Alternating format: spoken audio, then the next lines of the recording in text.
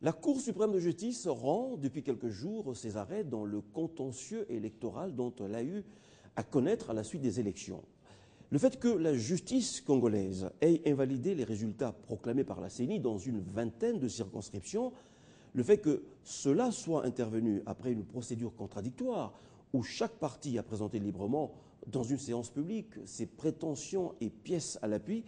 le fait que cette haute juridiction ait corrigé les chiffres de la CENI et invalidé une série de députés nationaux,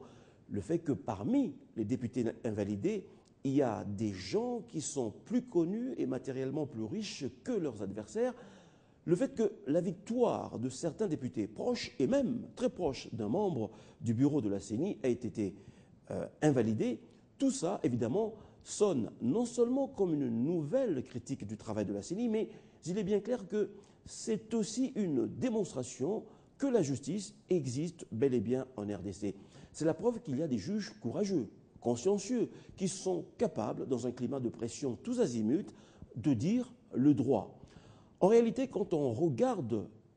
les choses de près, les juges congolais ont voulu envoyer deux messages aux hommes politiques. Le premier, c'est que malgré l'insuffisance de moyens décriés par tout le monde, les magistrats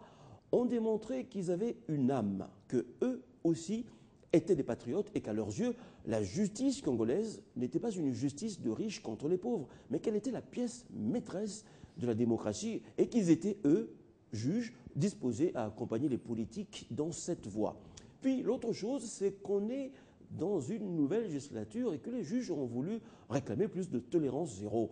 Le prochain ministre de la Justice doit être animé de la volonté d'améliorer la perception que les Congolais ont de leur justice. La tolérance zéro, concept fort, qui ne mérite pas d'être enfermé dans sa plus simple expression, elle doit